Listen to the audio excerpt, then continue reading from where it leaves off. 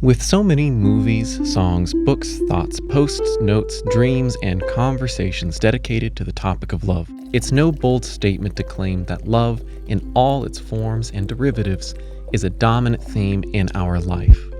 Funny then how such a complex and all-consuming topic is left to be encapsulated by a single word: love.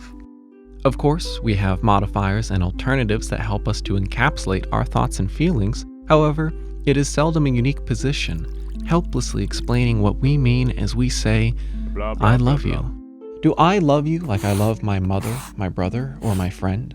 Is my experience of love like that of adolescence, confused and overly passionate? Perhaps the thought of losing you hurts beyond belief because, well, you're my dog Spot. Our experience of love is diverse and complicated, differentiated between each encounter and relationship. It can be difficult to express exactly what we mean when we use love in all of these scenarios. How can one word be endowed with so much meaning? Might our struggles to explain our feelings be aided if we used a more diverse vocabulary? The Greeks break down love into smaller components, allowing for a more nuanced discussion on this theme. By looking at some of their words for love, perhaps we can cultivate a better understanding of our own.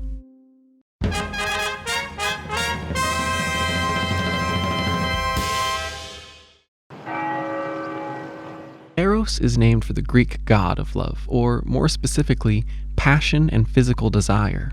Eros is lustful, desirous. It is thought of as a dangerous and frightening form of love, as we lose control in its pursuit and execution. In English, we might describe this as an erotic love, though it is not strictly sexual. This is the love of Don Giovanni, Pepe Le Pew, or of your average American as they relate to McDonald's.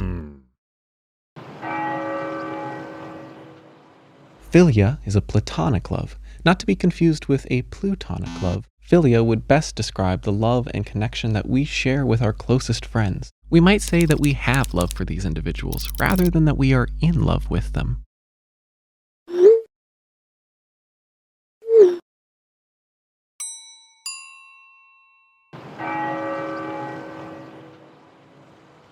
Agape is a selfless, universal love, the love for strangers, nature, or God.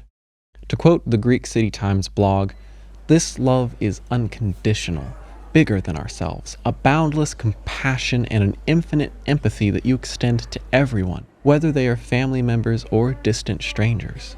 This is a love most commonly practiced in theory, as it is easier to maintain that you love the world as long as you don't have to directly interact with it.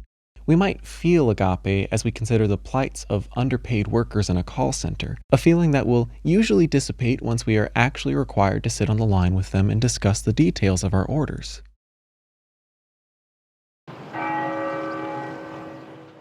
Storge is the familial love we may possibly experience towards those that we are related to. Most commonly, this is felt between parents and their protege, siblings, or other close relations. It is protective, involuntary, one of the first loves that we experience upon entering this world. Though it is not strictly exclusive to direct family, but may also describe our allegiance to tribes such as teams, countries, clubs, etc. This is the type of love that allows us to stay endeared to those that we actively infuriate. Never go in my room again. I didn't!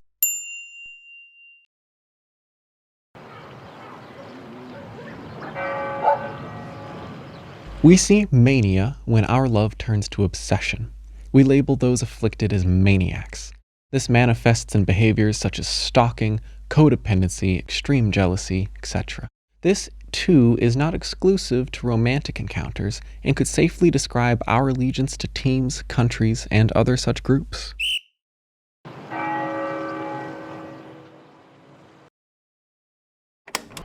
Marikai is felt when we do something with love, creativity, and devotion. A full investment in our craft, whether that be art or other forms of hobby work. This sentiment of Marikai is best captured in the idea of putting something of ourselves into our hobbies, making our craft an extension of our own identity. Though This too can begin to look more like mania if we become totally consumed by our hobby of choice.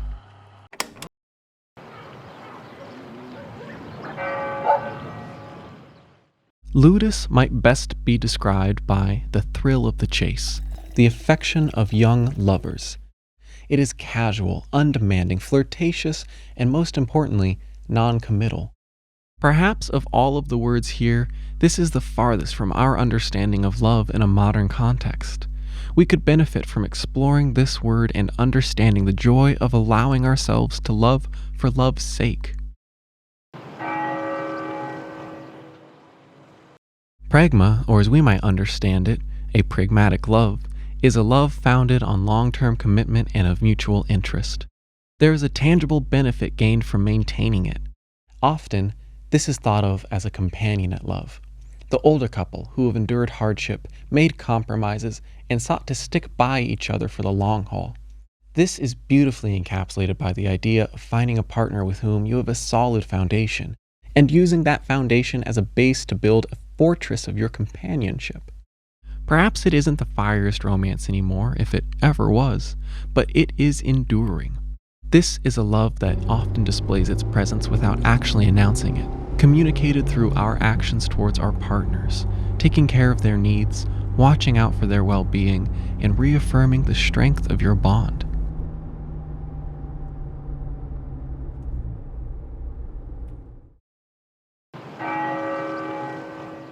Philautia is the ideal of self-love, what we might describe as having self-esteem, caring for ourselves, being proud of ourselves, though hopefully not arrogant. To truly love ourselves is to release our desire for outside accolades as our source of self-worth, though we must be careful to find balance here so as not to slip into hubris and arrogance. Love is a topic overburdened with nuances and subtext. In each of these different forms of love, we could look farther into the overlap between them, the interplay with love languages, how different cultures understand them, and on and on and on. Love is complicated and dynamic, and it can be uncomfortable to move between these different forms. Maybe what started as a fiery romance fizzles out into a strong friendship. Maybe we start with something that feels non-committal, only to find an intense need for that commitment.